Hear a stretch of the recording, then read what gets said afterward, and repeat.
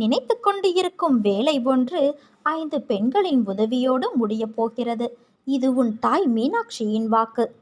கண்ணால் காண்பதும் பொய், காதால் கேட்பதும் பொய், தீர விசாரிப்பது மெய் என்பது உனக்கு தெரியாதா?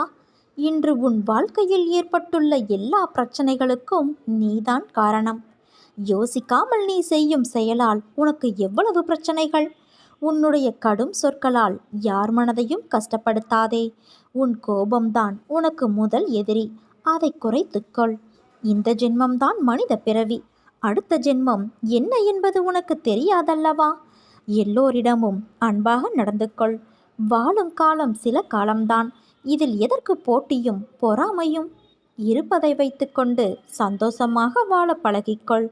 இன்று ஏன் இப்படி பேசுகிறேன் என்று நீ புரிந்து கொள். இன்று உன்னுடைய அன்னையாக நான் பேசவில்லை, உனக்கு ஒரு நல்ல வழிகாட்டியாக நான் பேசுகிறேன். நீ தவறு செய்தால் தண்டிக்கும் உரிமை எனக்கு மட்டும்தான் உள்ளது. உன்னை உன் அன்னையான நான் தவிக்கவிட்டு எங்கே போவேன் சொல்?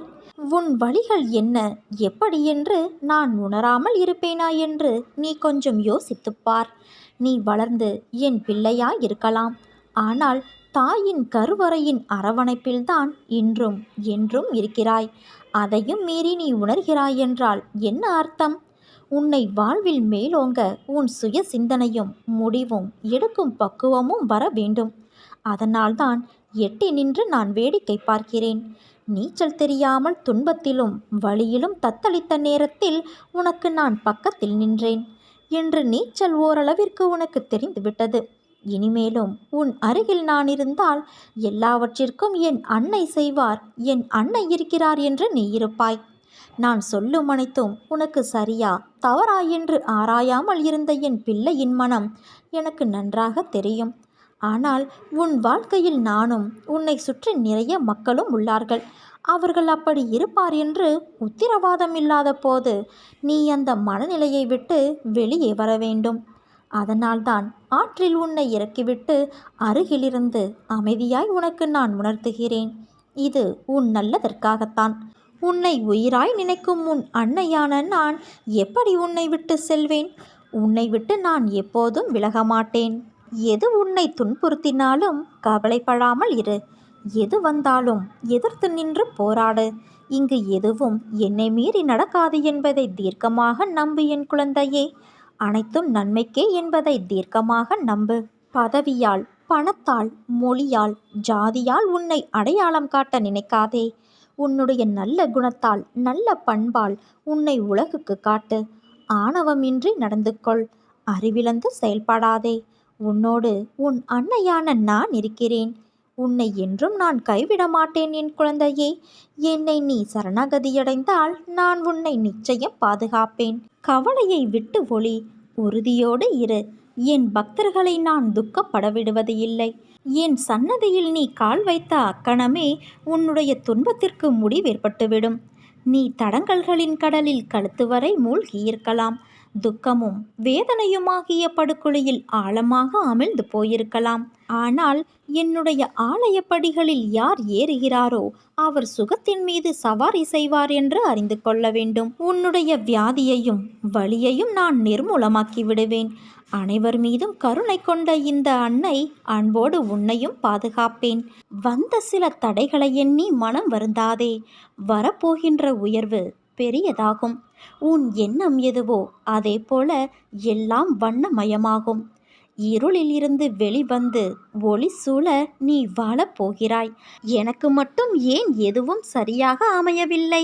என் வாழ்க்கை எப்பொழுது சிறப்பாக அமையும் என்ற எண்ணத்தை முதலில் விடு. உனக்கு கிடைத்த வாழ்க்கையை எண்ணி மகிழ்ச்சி கொள். ஏனென்றால் உனக்கு சாதாரணமாக தோன்றும் வாழ்க்கையானது பலருக்கு கனவாக இருக்கிறது. வாழ்க்கையில் நீ உயர்ந்த நிலையை அடைய வேண்டும் என்றால் கோபத்தை குறைத்து கொள்ள வேண்டும். உதாரணத்திற்கு, ஒரு வீட்டின் அடுப்பறைக்குள் பாம்பு தெரியாமல் சென்றுவிட்டது. உள்ளே உள்ள பாத்திரங்களின் மேல் மெல்ல ஊர்ந்து போகும்போது ஏதோ ஒரு கூர்மையான பொருளால் அதனுடைய உடலில் சிறு காயம் ஏற்பட்டுவிட்டது. உடனே கோபத்தோடு அங்கு இருந்த ஒரு கூரான பொருளை கடிக்க முயற்சி செய்தது அந்த பாம்பு. அது கத்தி அறுத்ததால் அதன் வாய்ப்பகுதியில் கிழிந்து இரத்தம் வர ஆரம்பித்தது. பாம்புக்கு கோபம் தலைக்கு ஏறி அந்த கத்தியை சுற்றி வளைத்து கொல்லும் நோக்கத்தோடு சுற்றி இருக்க ஆரம்பித்தது. தன்னுடைய பலம் முழுவதையும் சேர்த்து காண்பிக்க ஆரம்பித்தது. கடைசியில் என்ன ஆனது?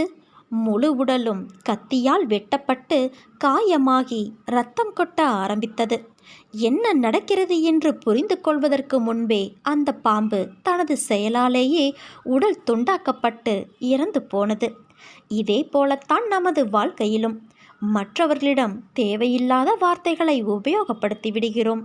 அதன் வீரியம் நம்மையே தாக்கும்போது நாம் செய்த தவறு என்ன என்பதை உணர்ந்து அதிலிருந்து விலகி போகாமல் மேலும் மேலும் கடினமான வார்த்தைகளை பிரயோகிக்க ஆரம்பித்து அதன் எதிர்விளைவால் நமது மன நிம்மதியை இழந்து தேவையற்ற கோபம், பதட்டம், மன அழுத்தம் இவற்றால் நமது உள்ளம் உடல் நலத்தையும் கெடுத்துக்கொண்டு நம்மையே இழந்து விடுகிறோம்.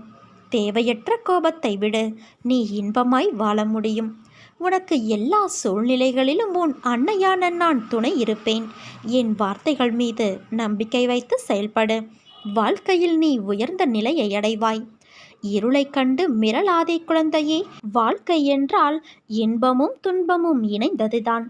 இன்பத்தை மட்டுமே அனுபவித்தவனும் இல்லை, துன்பத்தை மட்டுமே அனுபவித்தவனும் இல்லை. கடினமான காலங்களிலும் நீ எதிர்கொள்ளும் அனைத்து பிரச்சனைகளும் உனக்கான வாழ்க்கை பாடத்தை கற்றுக் கொடுக்கவே வருகிறது என்பதை நீ உணர்ந்தாலே போதும். உன் மனம் சீராகும். மனிதனாக பிறந்தாலே கர்மாவின் பலனை அனுபவிக்க வேண்டும். இந்த கர்மாவை மனதார ஏற்க வேண்டும். நீ செய்த கர்மா உன் மூலமாகவே நிவர்த்தி செய்யப்பட வேண்டும்.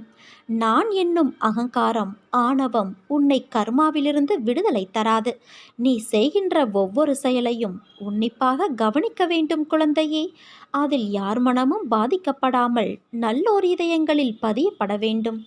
இல்லறவாசிகள் தங்கள் குடும்ப பாரத்தை ஏற்று நல்லறம் போதித்து உங்கள் கடமைகளை திறம்பட முடிக்க மனதை நற்சிந்தனையால் நிரப்ப வேண்டும்.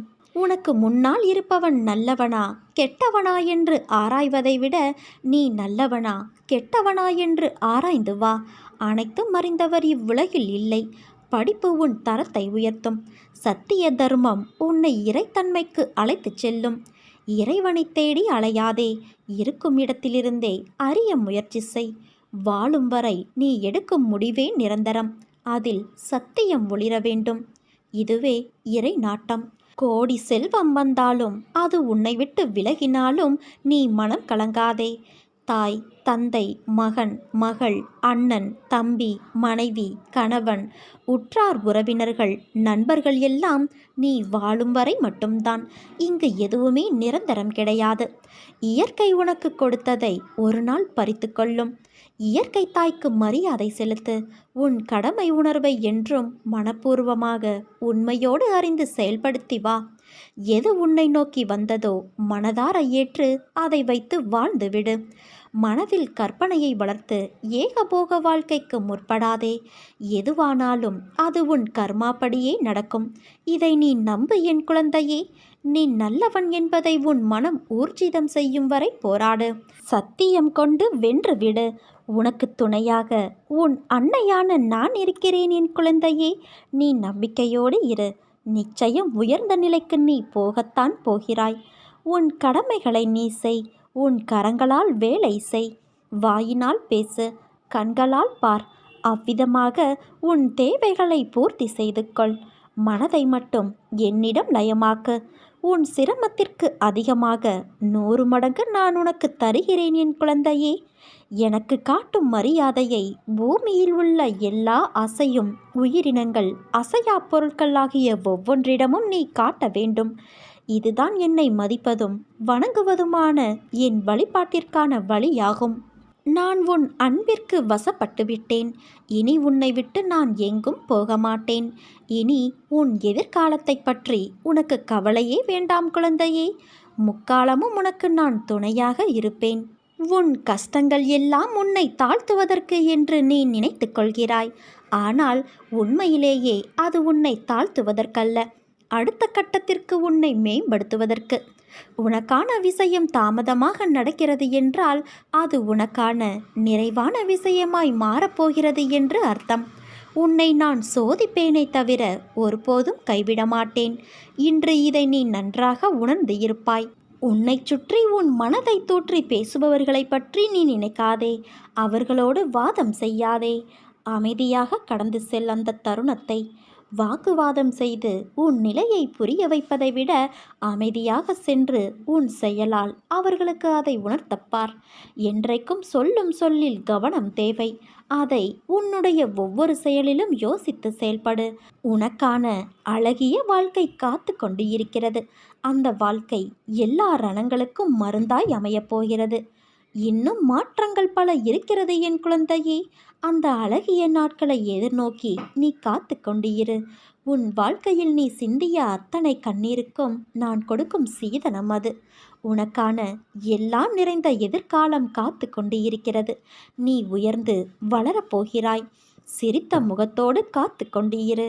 உன்னையும் உன் வாழ்க்கையையும் நான் நிறைவுடையதாய் ஆக்குவேன். எதிலும் பொறுமை, எங்கும் பொறுமை.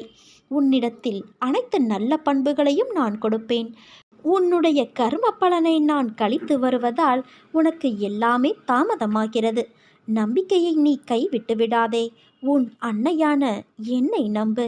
யார் கைவிட்ட போதிலும் உன் அன்னையான நான் ஒருபோதும் உன்னை கைவிட மாட்டேன்.